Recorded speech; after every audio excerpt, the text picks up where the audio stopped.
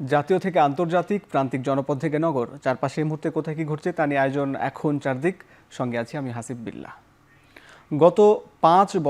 গত বছর 5 আগস্টে রাজধানীর চাংখারপুল এলাকায় পুলিশের গুলিতে শিক্ষার্থী আনাস সহ 6 জন নিহত হওয়ার ঘটনায় পূর্ণাঙ্গ তদন্ত প্রতিবেদন দাখিল করা হয়েছে। এর মধ্যে দিয়ে জুলাই আগস্টে সংঘটিত মানবতাবিরোধী অপরাধের মামলায় প্রথম কোনো মামলার অভিযোগপত্র দাখিল করা হলো।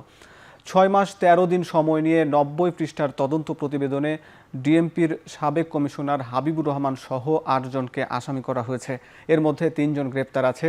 শেখ হাসিনার নির্দেশে পুলিশ গুলি চালিয়ে ছাত্র জনতাকে হত্যা করেছে বলে তদন্ত প্রতিবেদনে উঠে এসেছে। জবানবন্দি নেওয়া হয়েছে 79 জন সাক্ষীর। 19 ভিডিও দেয়া হয়েছে, 2টি অডিও দেয়া হয়েছে। সোমবার আন্তর্জাতিক অপরাধ ট্রাইব্যুনালের চিফ প্রসিকিউটর এই তথ্য জানান। টপ কমান্ডার এবং সরাসরি সম্পৃক্ত তাদেরকে বিচারের আওতায় আনব। যদি এখানে আপনি সব পুলিশকে বিচারের আওতায় আনেন তাহলে কখনোই এটা জাস্টিস হবে না বলে আমরা মনে করি, বা এটা প্র্যাকটিক্যাল না। সরাসরি সম্পৃক্ত যারা তারা এবং তাদের সুপিরিয়র কমান্ডারদেরকে বিচারের আওতায় আমরা আনছি। সে কারণেই 8 জনকে আইডেন্টিফাই করা হয়েছে। আরো যে সমস্ত ঘটনা ঘটেছে সেগুলোর জন্য তদন্ত অব্যাহত আছে। প্রাইম এশিয়ার শিক্ষার্থী পারভেজ হত্যা মামলায় 3 জনকে 7 দিন করে রিমান্ড দিয়েছেন আদালত। মামলার তদন্তকারী কর্মকর্তা আদালতে বলেন, এই ঘটনায় তাদের প্রাথমিক সম্পৃক্ততা পাওয়া গেছে। ঘটনাস্থলে তারা উপস্থিত ছিলেন। শুনানি শেষে রাষ্ট্রপক্ষের আইনজীবী বলেন, তুচ্ছ ঘটনাকে কেন্দ্র করে নিরীহ যুবককে হত্যার এই ঘটনাকে অমানবিক বলেছেন বিচারক। যদিও পারভেজ হত্যায় যারা জড়িত নয় বলে দাবি করেন আসামিপক্ষের আইনজীবীরা। গেল শনিবার সকাল 10টার দিকে জাহিদুল এবং আরও কয়েকজন ক্যাম্পাসে আড্ডা দিচ্ছিলেন।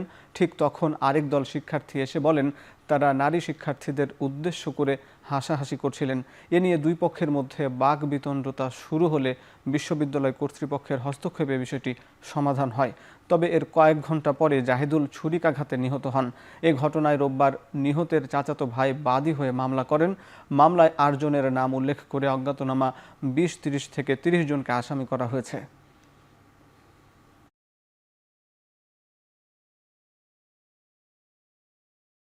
এর 3 জনে কেউই কিন্তু ওই বিশ্ববিদ্যালয়ের ছাত্র না, কিন্তু 3 জনকে এই সিসিটিভিতে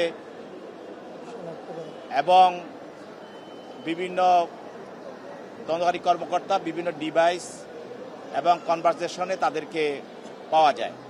এই মামলার যে মূল আসামি মাহাতি এবং মেহরাজ এবং পিয়াস, এদের সঙ্গে এরা বনানী বিদ্যানিকেতন হাই স্কুলে লেখাপড়া করতো। এটা তাদের আজকের যে অ্যারেঞ্জমেন্টটা দেখলাম, যে হত্যা করার জন্য তাকে যেভাবে প্রি প্ল্যান করা হয়েছে, তাতে বোঝা যাচ্ছে যে এটা খুবই তুচ্ছ ঘটনা নয়। এর মধ্যে একটা পরিকল্পনা বা এর মধ্যে একটা তাদের নীল নকশাও ছিল।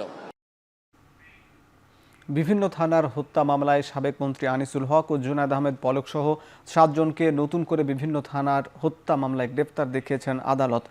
সকালে ঢাকার সিএমএম আদালতে তাদের হাজির করা হলে এই আদেশ দেন বিচারক। আসামিদের মধ্যে আরও ছিলেন সাবেক মন্ত্রী শাহজাহান খান, আমির হোসেন আমু, ব্যারিস্টার তুরিন আফরোজ, কামাল আহমেদ মজুমদার। শুনানির সময় এজলাসে হাস্যোজ্জ্বল মুখে ছিলেন আসামিরা। এ বিষয়ে শুনানি শেষে রাষ্ট্রপক্ষের আইনজীবী মন্তব্য করেন, 16 বছর গুম খুনের সাথে জড়িত থাকায় অনুশোচনাবোধ হারিয়ে ফেলেছেন তারা। এদিকে পলকের আইনজীবী অভিযোগ করেন, কারাগারে মানবেতর জীবনযাপন করছেন পলক।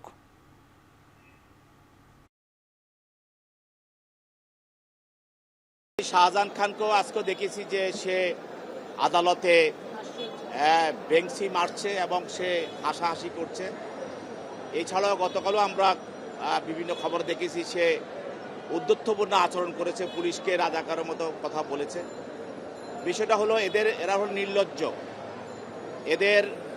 এদের মধ্যে এখনো তারা যে 15 বছর মানুষকে নির্যাতন করেছে, হত্যা করেছে, গুম করেছে এবং তাদের মানুষকে ক্রস ফায়ারে হত্যা করেছে, এবং সর্বোপরি জুলাই গণঅভ্যুত্থানের সময় তারা যে ছাত্র জনতাকে গুলি করে হত্যা করেছে, এই বিষয়গুলো তাদের কোনো অনুশোচনা নাই।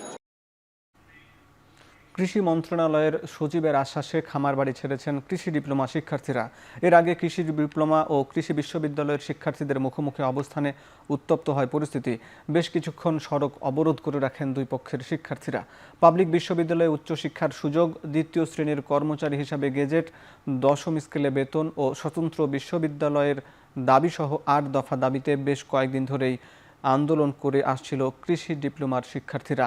দাবি নিয়ে এগ্রি ব্লকের কর্মসূচি পালন করেন শিক্ষার্থীরা। পরে স্মারকলিপি দিতে কৃষি সম্প্রসারণ অধিদপ্তরের ভেতরে যায় তারা।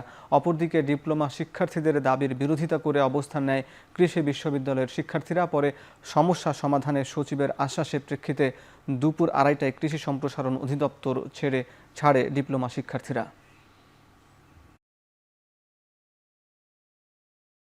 অযৌক্তিক দাবিগুলো তার মধ্যে একটা হচ্ছে তারা যে উচ্চশিক্ষা চাচ্ছে, সেটা হচ্ছে যৌক্তিক দাবি। আমরা চাচ্ছি যে তারা উচ্চশিক্ষা নিক, তবে অ্যাডমিশন পরীক্ষা দিয়ে তারা উচ্চশিক্ষা নিক। তারা এসএসসি পরীক্ষা দিয়ে ডিপ্লোমাতে ভর্তি হয়, তাদের কতটুকু রেজাল্ট, তাদের একাডেমিক কারিকুলাম সম্পর্কে আমরা ওইভাবে অবগত নাই, তাদের কতটুকু মানে সেভাবে ল্যাব ফ্যাসিলিটি নাই, সেভাবে টিচার নাই, কিছু নাই। তো সেইখান থেকে এসে যদি তারা আমাদের সাথে কম্পিটিশন করতে আসে, তাহলে এটা মানে খুবই একটা অযৌক্তিক বিষয়। আমরা যারা কৃষি বিশ্ববিদ্যালয়ের গ্র্যাজুয়েশন শেষ করার পরও দেখা যাচ্ছে আমরা তাদের চেয়ে কম গ্রেডের চাকরিও করছি, আর তাদেরকে বিগত সময়ে 10ম গ্রেডে নিয়োগ দেওয়া হচ্ছে। এখন তারা অযৌক্তিকভাবে 9ম গ্রেডে পদোন্নতি চাচ্ছে। কৃষি সচিব মহোদয় ওদের কথাগুলি শুনেছে এবং কিছু দাবি ওদের প্রাথমিকভাবে মেনে নিয়েছেন। তারপরও ছাত্র আন্দোলন কেন করছে আমরা এটা বুঝি না। কৃষি ভার্সিটির কিছু ছাত্র এসে মানে খামার বাড়ি তাদের সম্পত্তি, ডিপ্লোমা কৃষিবিদ্যার তাদের সম্পত্তি নয়, এই ধরনের আচরণ দেখে তারা এখানে যে আচরণটা করলো আমরা অত্যন্ত দুঃখজনক। জুনিয়র ইনস্ট্রাক্টর পদে ক্রাফট ইনস্ট্রাক্টরদের 30% পদোন্নতির কোটা বাতিল সহ 6 দফা দাবিতে বিক্ষোভ ও অবস্থান কর্মসূচি পালন করছে পলিটেকনিক ইনস্টিটিউটের শিক্ষার্থীরা।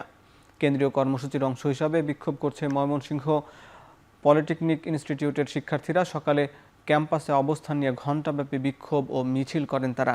এ সময় শিক্ষার্থীরা বলেন, এখনও শান্তিপূর্ণভাবে আন্দোলন চলছে। আগামী 48 ঘণ্টার মধ্যে দাবি বাস্তবায়ন না হলে কঠোর কর্মসূচির হুঁশিয়ারি দেন তারা। একই দাবিতে বেলা 11টায় চট্টগ্রামেও বিক্ষোভ মিছিল করেছেন পলিটেকনিক ইনস্টিটিউটের শিক্ষার্থীরা। তারা বলেন, ন্যায্য দাবি আদায় না হওয়া পর্যন্ত আন্দোলন চলবে।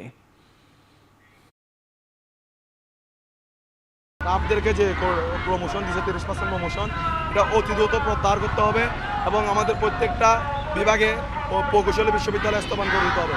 আমাদের কারিগরি সংস্কার কমিশন গঠন করতে হবে। কারিগরি সংস্কার কমিশন গঠন করে কারিগরি শিক্ষা বোর্ডকে যাতে আরো উন্নত করা যায়। আমরা চাচ্ছি যে আমাদের দাবিটা দ্রুত সময়ের মধ্যে মেনে নেওয়া হোক, তাহলে আমরা ক্লাসে ফিরে যেতে পারবো, আমরা আমাদের পরীক্ষার প্রিপারেশন নিতে পারবো। আমাদের 48 ঘন্টার মধ্যে 24 ঘন্টা চলে গেছে, আমরা আর 24 ঘন্টা অপেক্ষা করব। আমাদের এই 24 ঘন্টার মধ্যে দাবি যদি পূরণ না হয় আমরা আবার রাজপথে নামব। ভিসির পদত্যাগের দাবিতে আমরণ অনশন করছেন খুলনা প্রকৌশল ও প্রযুক্তি বিশ্ববিদ্যালয়ের শিক্ষার্থীরা। সেখানে আছেন সহকর্মী রামিম চৌধুরী। রামিম, আমরণ অনশনে কি বলছেন শিক্ষার্থীরা? বিশ্ববিদ্যালয় প্রশাসনই বা কি বলছে এখন? হাসিব, খুলনা প্রকৌশল ও প্রযুক্তি বিশ্ববিদ্যালয়ে দুপুর 3টার পর থেকেই কিন্তু আমরণ অনশনে বসেছেন সাধারণ শিক্ষার্থীরা। তাদের কিন্তু একটাই দাবি যে এখানে ভিসি, এখানে বর্তমান যে ভিসি রয়েছেন তার পদত্যাগ, এবং এই এক দফা দাবির ঘোষণা দিয়েছেন কিন্তু আরও 2 দিন আগে তারা। কিন্তু এই দাবি পূরণ না হওয়াতে কিন্তু তারা সর্বশেষ একটি কর্মসূচি গ্রহণ করেছেন, সেটি হচ্ছে আমরণ অনশন। এবং তারা যেটি বলছেন যে মূলত এই ভিসি পদত্যাগ না করা পর্যন্ত কিন্তু তারা তাদের যে অনশন সেটি কিন্তু চালিয়ে যাবেন। এরই মধ্যে আমরা দেখেছি যে শিক্ষার্থীরা আমরণ অনশনে বসার পর থেকে কিন্তু এখানে শিক্ষকরা এসেছেন এবং এখানে ছাত্র কল্যাণ পরিষদের শিক্ষকরা রয়েছেন এবং অন্যান্য যে ডিসিপ্লিন রয়েছে বিশ্ববিদ্যালয়ের সেখানকার শিক্ষকরা কিন্তু রয়েছেন। তারা এখানে শিক্ষার্থীদের সাথে কথা বলছেন, আলোচনা করছেন বিভিন্ন বিষয় নিয়ে। গত 17 ফেব্রুয়ারি যে হামলার ঘটনা ঘটেছে শিক্ষার্থীদের উপরে বিশ্ববিদ্যালয়ে, এবং সেই ঘটনাকে কেন্দ্র করেই কিন্তু বিশ্ববিদ্যালয় ক্যাম্পাস উত্তপ্ত হয়ে ওঠে এবং তারপর থেকে কিন্তু শিক্ষার্থীরা বিভিন্ন দাবিতে আন্দোলন শুরু করে থাকে। তারা বলছেন যে তাদের কিছু দাবি পূরণ হয়েছে, আবার কিছু দাবি পূরণ পূরণ হয়নি এবং বিশ্ববিদ্যালয় কর্তৃপক্ষ কিন্তু নানাভাবেই তাদের যে দাবিগুলো এড়িয়ে চলার চেষ্টা করেছে এবং বিভিন্ন হঠকারী পদক্ষেপও তারা নিয়েছে বা তারা বিভিন্ন রকম সিদ্ধান্ত নিয়েছে বলে এখানকার যারা শিক্ষার্থীরা রয়েছেন তারা জানিয়েছেন। এখানে শিক্ষকরা কিন্তু এখানে শিক্ষার্থীদের বোঝানোর চেষ্টা করছেন যে আবারও সিন্ডিকেট সভার সিদ্ধান্ত অনুযায়ী যেন তারা ক্লাসে ফিরে আসে এবং সবাই মিলে একসাথে আলোচনা করে একটি সিদ্ধান্ত নেওয়া যেতে পারে, এমন কথাই কিন্তু তারা বোঝাচ্ছেন সাধারণ শিক্ষার্থীদের।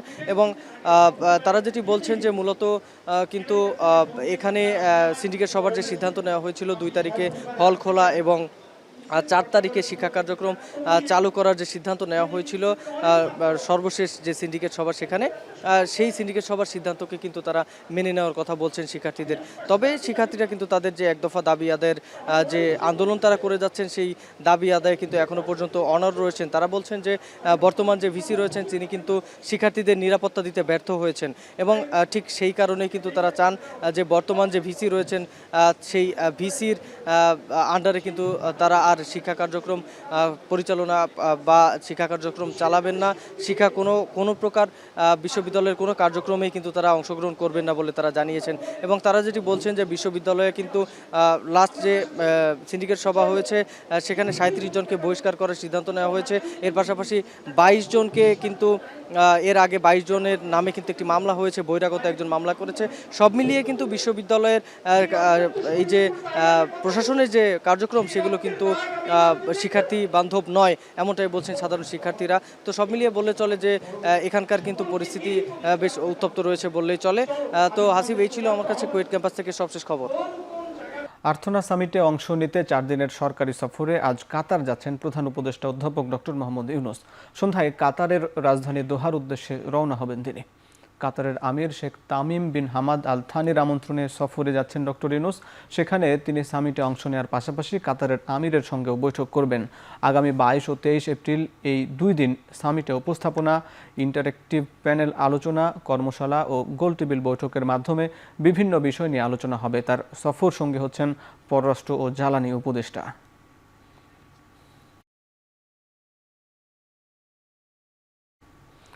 অন্তর্ভুক্তিমূলক ও জলবায়ু সহনশীল নগর উন্নয়নের চ্যালেঞ্জ মোকাবেলায় আঞ্চলিক সহযোগিতা বাড়ানোর আহ্বান জানিয়েছেন প্রধান উপদেষ্টা ডক্টর মোহাম্মদ ইউনূস।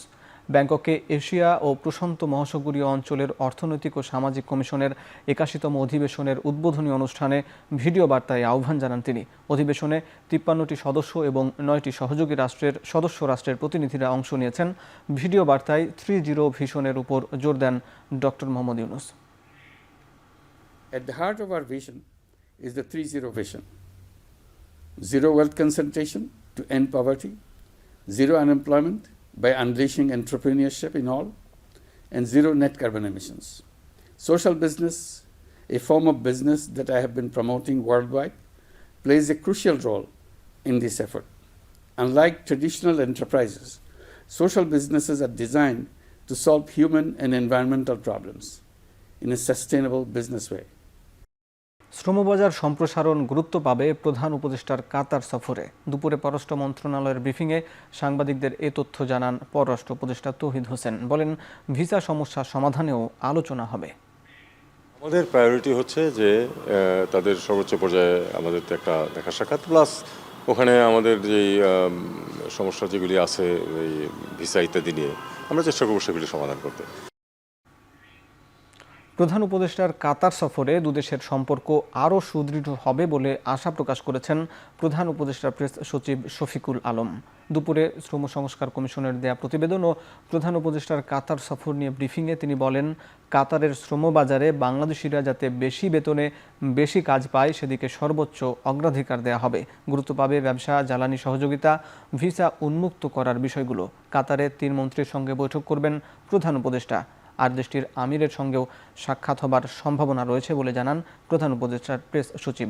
এদিকে প্রধান উপদেষ্টার উপপ্রেস সচিব আবুল কালাম আজাদ মজুমদার জানান, জাতীয় ন্যূনতম মজুরি কাঠামোর সুপারিশ করেছে শ্রম সংস্কার কমিশন। এছাড়া শ্রমিকদের তথ্য ভাণ্ডার তৈরি, শ্রমিক অধিকার সংগঠন সহজ করা, ট্রেড ইউনিয়নের শর্ত শিথিল, কর্মক্ষেত্রে যৌন হয়রানি বন্ধ, 6 মাস মাতৃত্বকালীন ছুটি নিশ্চিত, সার্বজনীন তহবিলের সুপারিশ করেছে কমিশন।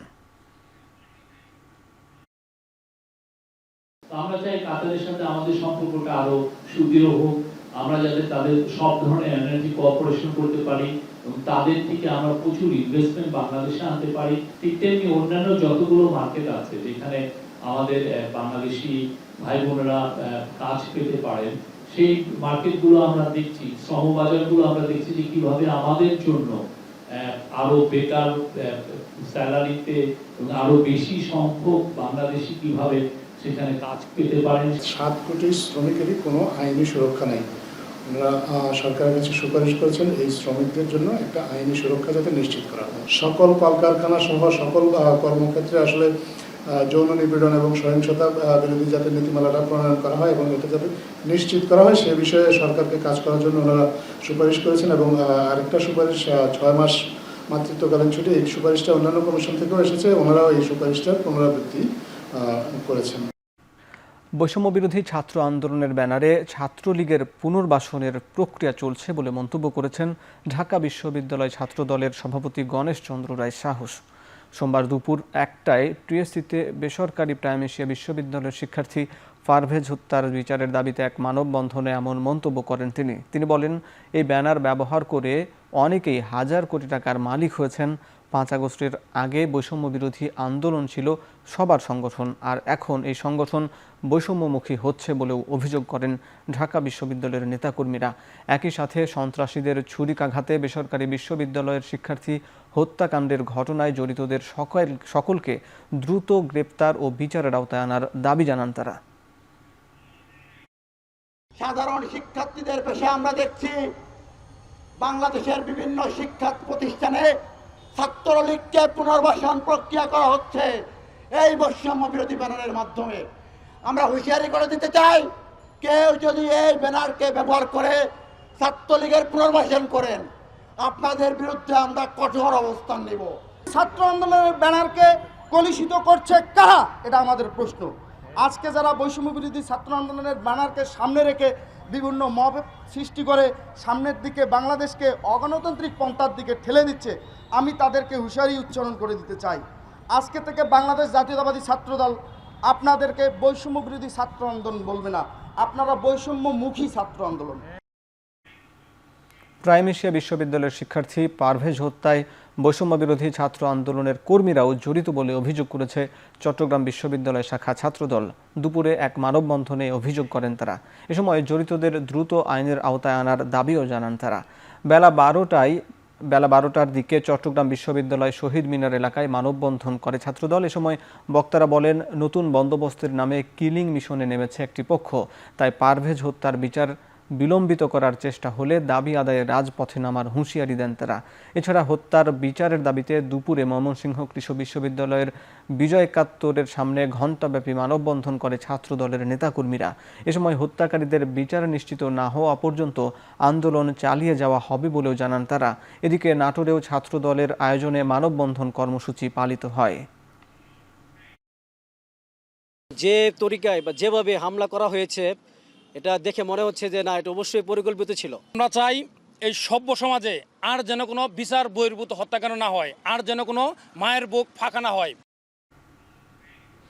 এদিকে পারভেজ হত্যার বিচারে ঢাকা ময়মনসিংহ মহাসড়ক অবরোধ করে বিক্ষোভ করেছে স্থানীয়রা। বিকেলে ভালুকা উপজেলায় পারভেজের এলাকায় মানুষজন এই বিক্ষোভে অংশ নেয়। এক পর্যায়ে তারা মহাসড়কে অবস্থান নিয়ে যান চলাচল বন্ধ করে দেন। এতে রাস্তার উভয় পাশে দীর্ঘ যানজট তৈরি হয়। পরে প্রশাসনের আশ্বাসে আধা ঘন্টা পর অবরোধ তুলে নিয়ে যান চলাচল স্বাভাবিক হয়। এ সময় আসামিদের দ্রুত বিচার নিশ্চিত না হলে কঠোর কর্মসূচির হুঁশিয়ারি দেন বিক্ষোভকারীরা।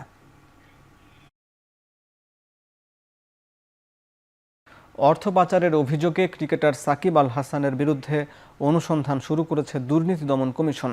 এজন্য কমিটিও গঠন করেছে সংস্থাটি।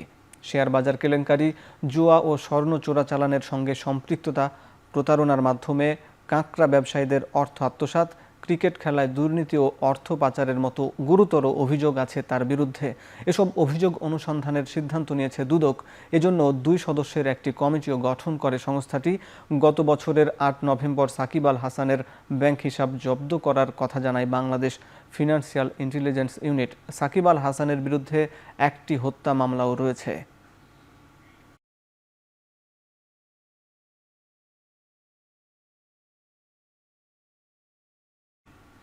নির্মাণাধীন ভবনে নকশা বহির্ভূত অংশ থাকায় তা ভেঙে দিয়েছে রাজুক।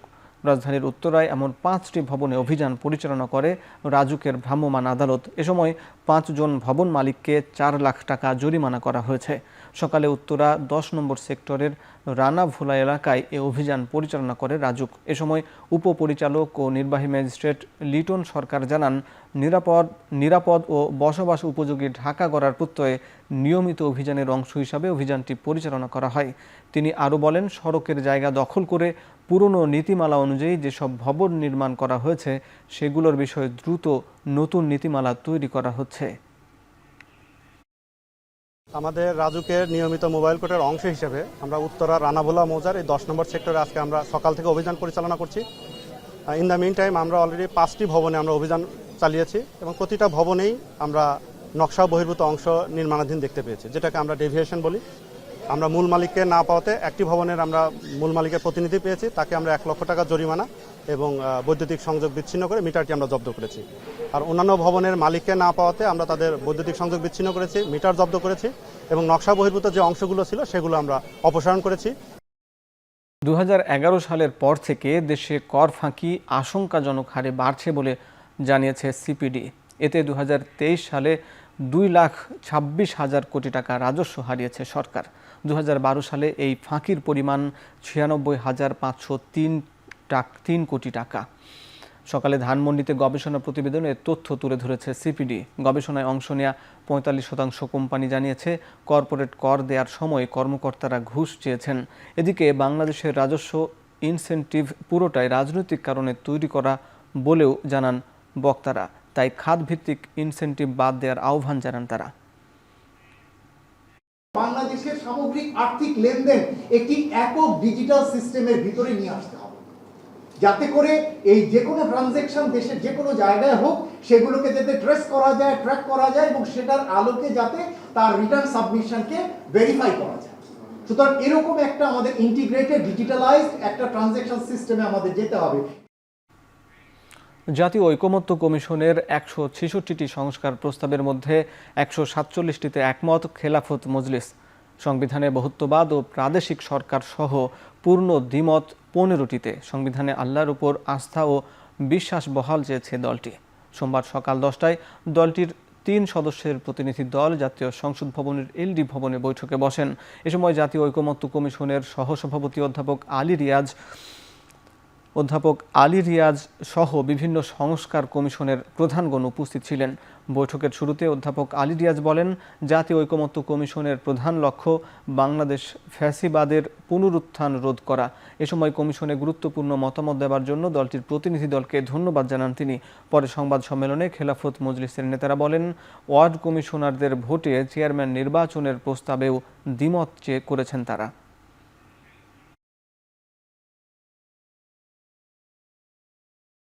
সংবিধানের যে মূল নীতি, ওখানে একটা শব্দ আসছে, বহুত্ববাদ একটা শব্দ ওনারা আনেছেন।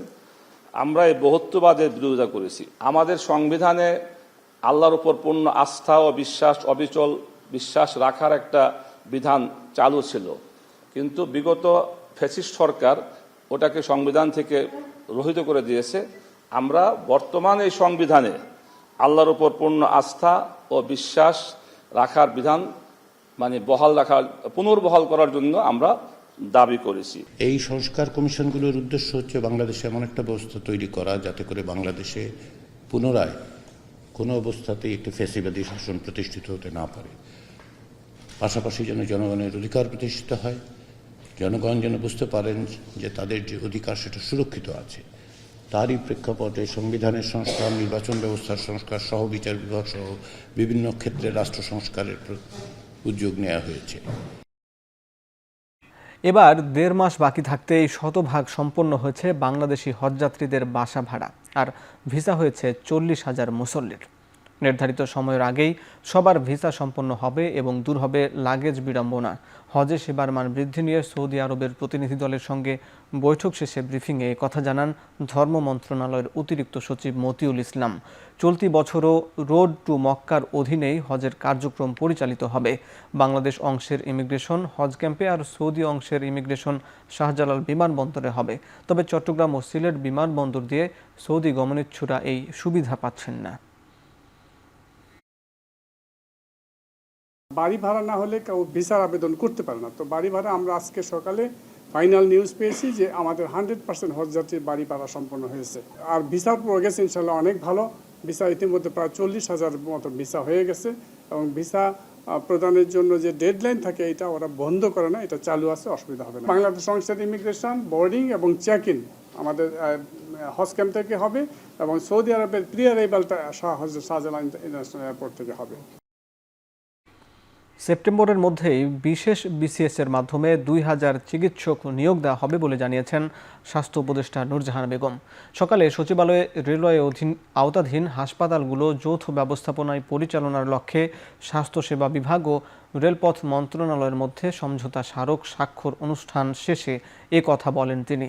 হাসপাতালের স্বাভাবিক কার্যক্রম পরিচালনার জন্য এখনও দেশে 8,000 চিকিৎসকের সংকট আছে বলেও জানান স্বাস্থ্য উপদেষ্টা। ঢাকা, চট্টগ্রাম সহ রেলওয়ের অধীন 10টি হাসপাতাল জনসাধারণের জন্য উন্মুক্ত করে দেওয়া হচ্ছে ও সরকারি হাসপাতালের মতো চিকিৎসা সেবা দেওয়া হবে বলেও জানান রেলপথ মন্ত্রণালয়ের উপদেষ্টা ফাউজুল কবির খান। এই হাসপাতালগুলো পরিচালনার জন্য স্বাস্থ্যসেবা বিভাগ হতে প্রয়োজনীয় জনবল পাওয়া না গেলে রেলপথ মন্ত্রণালয় পিএসসির মাধ্যমে জনবল নিয়োগের ব্যবস্থা করবে।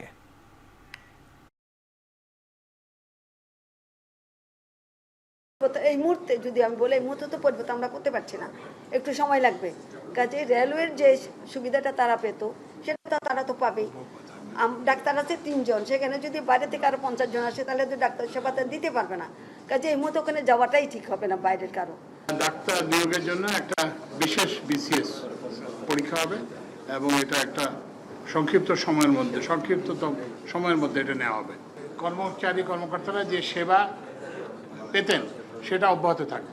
আওয়ামী লীগ নিষিদ্ধের দাবি ও তাদের শাসনামলে গুম, খুন, হত্যা সহ সব অপকর্মের বিচারের দাবিতে আইন মন্ত্রণালয়ে স্মারকলিপি দিয়েছেন সাধারণ শিক্ষার্থীরা। দুপুরে আইন মন্ত্রণালয়ে স্মারকলিপি জমা দেওয়ার আগে শিক্ষার্থীরা বলেন, এই দাবি দ্রুত বাস্তবায়ন না হলে কঠোর আন্দোলনে নামবেন তারা। এ সময় তারা অভিযোগ করেন, প্রশাসনের সহযোগিতায় আওয়ামী লীগ সুসংগঠিত হচ্ছে। সম্প্রতি আওয়ামী লীগের মিছিল মানুষের মাঝে ভীতি ছড়াচ্ছে বলেও দাবি করেন শিক্ষার্থীরা। তারা বলেন, বর্তমান প্রশাসন আওয়ামী লীগের বিচারের ব্যাপারে আগ্রহী নন।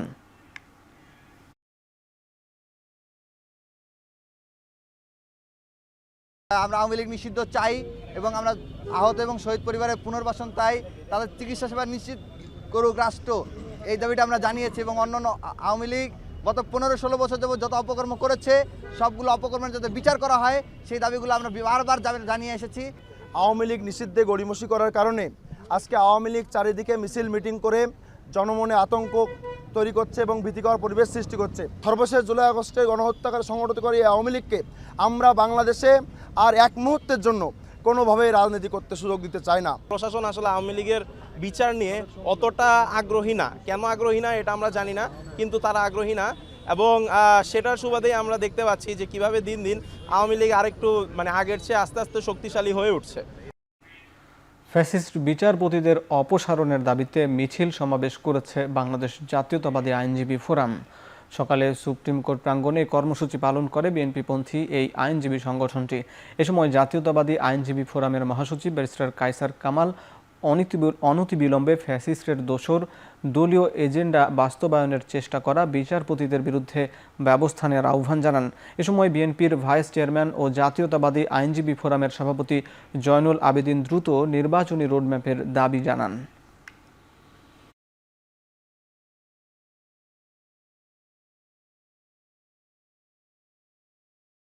দেশনেত্রী বেগম খালেদা জিয়ার বিরুদ্ধে রায়, তাকে কারাগারে প্রেরণ সবকিছু ছিল শেখ হাসিনার নির্দেশে। কিছু কিছু বিচারক সেই কাজটা করেছিলেন। আমরা তো চিন্তা করেছিলাম যে ওই যে দোসররা যারা পালিয়েছে ফেসিস্টের দোষরা সেই সাথে আপনারাও চলে যাবেন। কিন্তু অত্যন্ত পরিতাপের বিষয়, আপনারা এখনো যান নাই। আপনাদের জন্য আজকে আমার আইনজীবী ফোরামকে রাস্তায় দাঁড়াতে হয়েছে। কুমিল্লা নগরীর পুলিশ লাইন্সে শিক্ষার্থীদের উপর হামলার ঘটনায় দায়ের মামলায় আইনজীবী সমিতির সাবেক সভাপতি ও সাবেক পিপি সহ 6 আইনজীবীকে কারাগারে পাঠানোর নির্দেশ দিয়েছে আদালত। দুপুরে কুমিল্লার সিনিয়র জেলা ও দায়রা জজ মোহাম্মদ মাহবুবুর রহমান শুনানি শেষে তাদের জামিন নামঞ্জুর করে কারাগারে পাঠানোর নির্দেশ দেন। তার মধ্যে 2 আইনজীবী পলাতক রয়েছেন। আর আইনজীবী সমিতির সাবেক সভাপতি মোস্তাফিজুর রহমান লিটন ছাড়াও কারাগারে পাঠানো হয়েছে আইনজীবী সমিতির সাবেক সাধারণ সম্পাদক জাহাঙ্গীর আলম ভূঁইয়া, সাবেক APP AMM Mohin, advocate Zahur Hasan Chowdhury Sohag, Saiful Islam Bhuiyan ও জাকির হোসেনকে। এই মামলায় মোট আসামি রয়েছেন 261 জন। গেল 11 আগস্ট কুমিল্লা মহানগর বৈষম্য বিরোধী ছাত্র আন্দোলনের অন্যতম সংগঠক ইনজামামুল হক রানা বাদী হয়ে মামলাটি দায়ের করেন।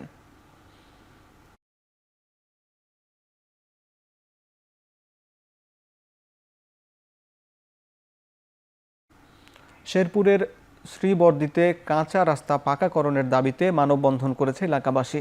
দুপুরে উপজেলার বালুঘাট সরকারি প্রাথমিক বিদ্যালয়ের সামনে এ মানববন্ধন অনুষ্ঠিত হয়। মানববন্ধনে বক্তারা বলেন, শিমুলচড়া বাজার থেকে বালুঘাট হয়ে দহের পার বাজার পর্যন্ত সড়কটি দীর্ঘদিন ধরে কাঁচা থাকায় চরম ভোগান্তিতে পড়েছেন এলাকাবাসী। সামান্য বৃষ্টি হলেই এ রাস্তায় হেঁটে চলাও দুরূহ হয়ে পড়ে। ফলে শিক্ষার্থীদের স্কুলে যাওয়া আসাতেও তৈরি হচ্ছে বড় ধরনের সমস্যা। মানববন্ধন শেষে উপজেলা নির্বাহী কর্মকর্তা বরাবর একটি স্মারকলিপি প্রদান করেন তারা।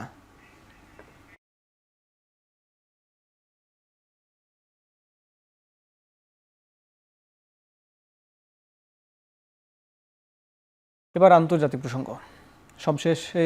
অবশেষে দীর্ঘদিন অসুস্থ থাকার পর মৃত্যুর কাছে হার মানলেন পোপ ফ্রান্সিস। মারা গেলেন ক্যাথলিক খ্রিস্টানদের সর্বোচ্চ ধর্মগুরু।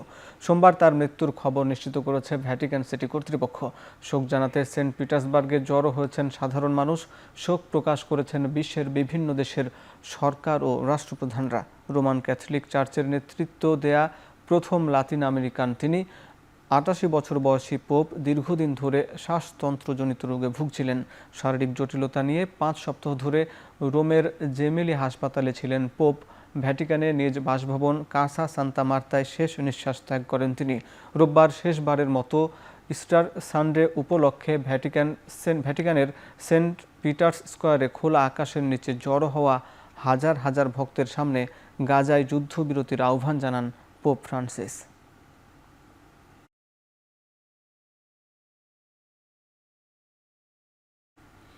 গাজার দক্ষিণাঞ্চলের খান ইউনিস শহরে ইসরায়েলি হামলায় নিহত হয়েছেন অন্তত 32 জন, আহত হয়েছেন বেশ কয়েকজন। একই দিন ইসরায়েলি হামলায় লেবাননে নিহত হয়েছেন 2 জন। গাজার পাশাপাশি পশ্চিম তীরেও হামলা চালাচ্ছে আইডিএফ। গেল মাসে আইডিএফের হামলায় প্যালেস্টাইন রেড ক্রিসেন্ট সোসাইটির 15 স্বাস্থ্যকর্মীর নিহতের ঘটনায় তদন্ত প্রতিবেদন প্রকাশ করেছে তেল আবিব। প্রতিবেদনে রেড ক্রিসেন্ট কর্মীদের পেশাগত ত্রুটি ছিল বলে অভিযোগ তোলে তেল আবিব। ইসরায়েলের এই অভিযোগকে মিথ্যাচার বলে প্রত্যাখ্যান করেছে মানবাধিকার সংস্থাটি। এদিকে ইয়েমেনের সানায় হুতি বিদ্রোহীদের লক্ষ্য করে বিমান হামলা চালিয়েছে যুক্তরাষ্ট্র। এতে নিহত হয়েছে দেশটির 12 বেসামরিক নাগরিক, আহত হয়েছেন প্রায় 30 জন।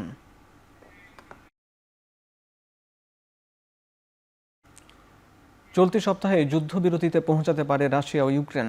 সামাজিক যোগাযোগ মাধ্যম ট্রুথে দেয়া এক পোস্টে কথা বলেন মার্কিন প্রেসিডেন্ট ডোনাল্ড ট্রাম্প। যুদ্ধবিরতির পরই এই 2 দেশ যুক্তরাষ্ট্রের সঙ্গে বাণিজ্য করে তাদের আরও উন্নয়ন করতে পারবে বলে জানান তিনি। এদিকে ইস্টার সানডে উপলক্ষে 30 ঘন্টা যুদ্ধবিরতির পর ইউক্রেনে ফের ড্রোন হামলা শুরু করেছে মস্কো, এমনটাই অভিযোগ কিয়েভের। এছাড়া রুশ প্রেসিডেন্ট ভ্লাদিমির পুতিন সাময়িক সময়ের এই যুদ্ধবিরতি হাজারবার ভঙ্গ করেছে বলে অভিযোগ ইউক্রেন প্রেসিডেন্ট ভ্লাদিমির জেলেনস্কির।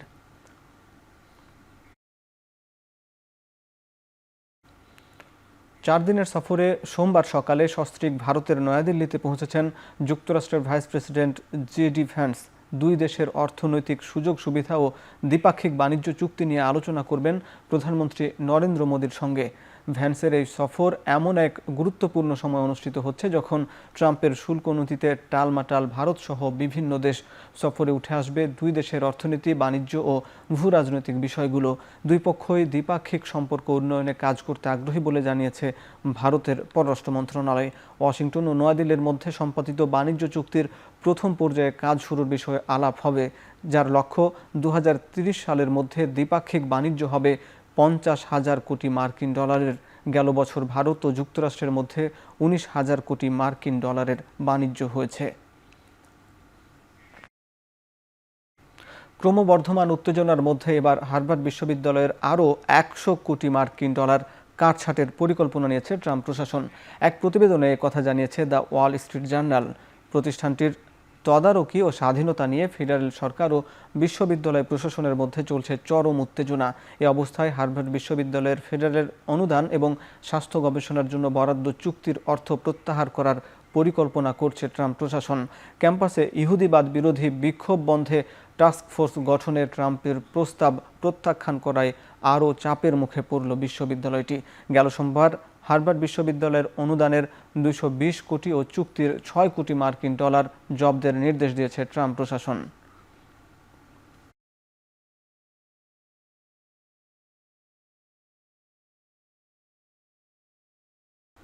প্রথমবারের মতো 2 ফরম্যাটে সিরিজ খেলবে জিম্বাবুয়ের নারী ক্রিকেট দল। যুক্তরাষ্ট্র নারী ক্রিকেট দলের বিপক্ষে আগামী 25 এপ্রিল থেকে মাঠে গড়াবে 2 দলের মধ্যকার ওয়ানডে ও টি-20 সিরিজ।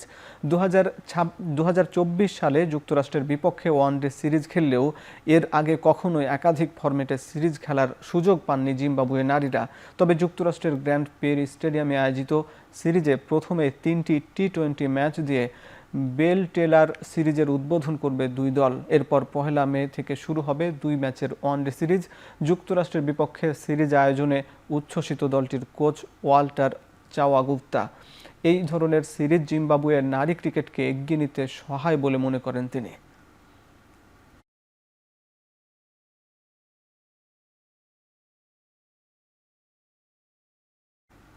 কোনো অসদাচরণের কারণে নয়, বরং ব্যক্তিগত আক্রোশের জেরেই চাকরি হারিয়েছেন চান্ডিকা হাথুরুসিংহে। সম্প্রতি অস্ট্রেলিয়ার গণমাধ্যমে কথা বলেছেন টাইগারদের সাবেক হেড কোচ নিজেই।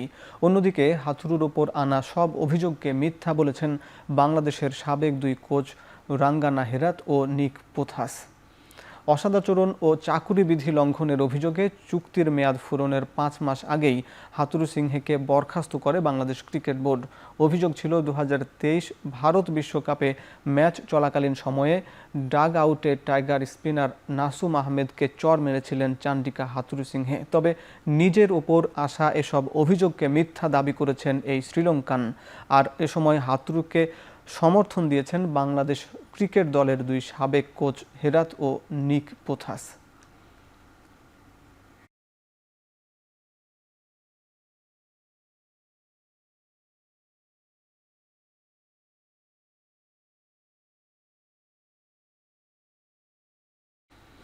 আগামী মৌসুমের জন্য কেন্দ্রীয় চুক্তির তালিকায় থাকা ক্রিকেটারদের নাম প্রকাশ করল ভারতীয় ক্রিকেট বোর্ড। চুক্তিতে রাখা হয়েছে মোট 34 ক্রিকেটারকে। রোহিত শর্মা, কোহলি, বুমরাহ, জাদেজারা আছেন A+ ক্যাটাগরিতে, আর গ্রেড A-তে আছেন মোহাম্মদ সিরাজ, লোকেশ রাহুল, হার্দিক পান্ডিয়া সহ 6 ক্রিকেটার। B ক্যাটাগরিতে রাখা হয়েছে 5 ক্রিকেটারকে, বাকি 19 জন আছেন C ক্যাটাগরিতে। তাদের সঙ্গে চুক্তির মেয়াদ চলতি বছরের 30 সেপ্টেম্বর পর্যন্ত। সোমবার সংবাদ বিজ্ঞপ্তির মাধ্যমে বিষয়টি নিশ্চিত করেছে BCCI। শেষ করছি এখন চারদিক। এখন টেলিভিশন ওয়েবসাইটে দেখতে ভিজিট করুন www.ekhon.tv। ফেসবুকে দেখুন facebook.com/tv.ekhon এবং ইউটিউবে দেখুন youtube.com/c/ekhon tv।